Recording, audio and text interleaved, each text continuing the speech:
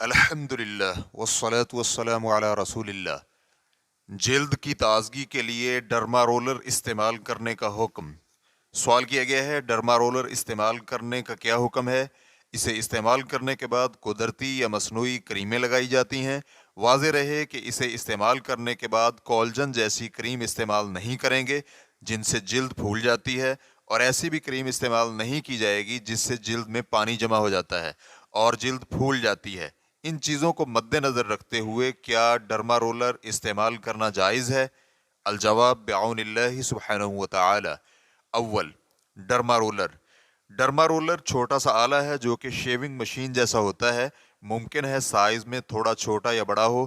اس آلے کے ایک طرف پکڑنے کے لیے مٹھی بنی ہوتی ہے اور دوسری طرف ایک گھومنے والا گول ڈرم ہوتا ہے جس پر چھوٹی اور باریک سوئیاں ہوتی ہیں۔ ڈرما رولر کا سائز اس کے مطلوبہ استعمال کے مطابق مختلف ہوتا ہے، اور اسی طرح سوئیوں کا سائز اور تعداد بھی استعمال کے مطابق مختلف ہوتی ہے۔ عام طور پر سوئیوں کی لمبائی 0.2 ملی میٹر اور 1.5 ملی میٹر کے درمیان ہوتی ہے، اور بعض صورتوں میں یہ 3 ملی میٹر تک لمبی بھی ہو سکتی ہے۔ سوئیوں کی لمبائی کا تعلق جلد کی اس گہرائی سے ہے جہاں تک سوئی کو پہنچانا مقصود ہو۔ یہ تو واضح ہے کہ چھوٹی سوئیاں بالکل بھی درد کا باعث نہیں بنتی، لیکن 3 ملی میٹر کی سوئیاں صرف طبی نگرانی میں اور صرف بعض صورتوں میں کلینک میں استعمال کی جانی چاہیے۔ ایک ڈرما رولر پر سوئیوں کی تعداد 90 سے 540 کے درمیان ہوتی ہے۔ ڈرما رولر کا بنیادی کام یہ ہے کہ جلد کی بیرونی تہہ کے خلیوں میں بہت چھوٹے چھوٹے زخم ہو جائیں، جن کے نتیجے میں جسم کی طرف سے ان زخموں کے علاج کے لیے تحریک پیدا ہوتی ہے، اور پھر چھید لگے ہوئے حصے میں خلیات کو زیادہ متحرک کرنا شروع کر دیتا ہے۔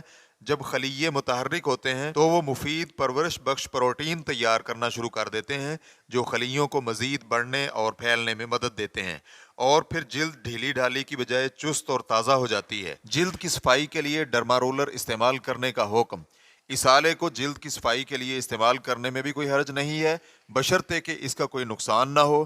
کسی بھی نقصان سے بچنے کے لیے اسے استعمال کرنے کا صحیح طریقہ سمجھیں کہ اسے کس قسم کی جلد پر استعمال کیا جا سکتا ہے، اور اسی طرح اسے استعمال کرتے ہوئے کون سی ادویات استعمال کی جاتی ہیں۔ چنانچہ اس کے متعلق معالج سے مشورہ کر لیا جائے۔ اس کے جائز ہونے کی دلیل شریعت کا بنیادی اصول اباحت ہے، نیز اس آلے کے حرام ہونے کے لیے حرمت کی کوئی دلیل نہیں ہے، اور اگر اسے حرام قرار دیا بھی جائے تو اس کے لیے اس کے استعمال کی وجہ سے نقصان کا ہونا ضروری ہے۔ چنانچہ جب نقصان نہیں ہے تو پھر اسے استعمال کرنے میں کوئی حرج بھی نہیں ہے۔ صحابہ اکرام کی بیویاں خوبصورتی اور چہرے کی تازگی کے لیے ورس نامی بوٹی کا ماسک لگاتی تھیں۔ چنانچہ سیدہ ام سلمہ رضی اللہ عنہا کہتی ہیں کہ ہم اپنے چہرے کی چھائیوں کے علاج کے لیے ورس یعنی ہلدی کا لیپ کیا کرتی تھیں۔ ریفرنس کے لیے دیکھیے ابو داؤد حدیث نمبر 311، مسند احمد حدیث نمبر 26561، اور یہ الفاظ مسند احمد کے ہیں۔ اس حدیث کو علامہ البانی رحمہ اللہ نے حسن قرار دیا ہے۔ علامہ عراقی رحمہ اللہ کہتے ہیں ورس زرد رنگت والی ایک بوٹی ہے جو کہ یمن میں بکثرت پائی جاتی ہے۔ اس سے چہرے کے لیے لیپ یعنی ماسک بھی تیار کیا جاتا ہے۔ ریفرنس کے لیے دیکھیے طرح التصریب جلد نمبر 5 صفحہ نمبر 49۔ اسی طرح علامہ ازہری ابو منصور کہتے ہیں، اسمعی کہتے ہیں کہ الغمرہ ورس یعنی ہلدی عربی میں کہا جاتا ہے غمر فلان جاریتہ، یعنی جس وقت اپنی کینیز کے چہرے پر ہلدی وغیرہ کا لیپ کرے۔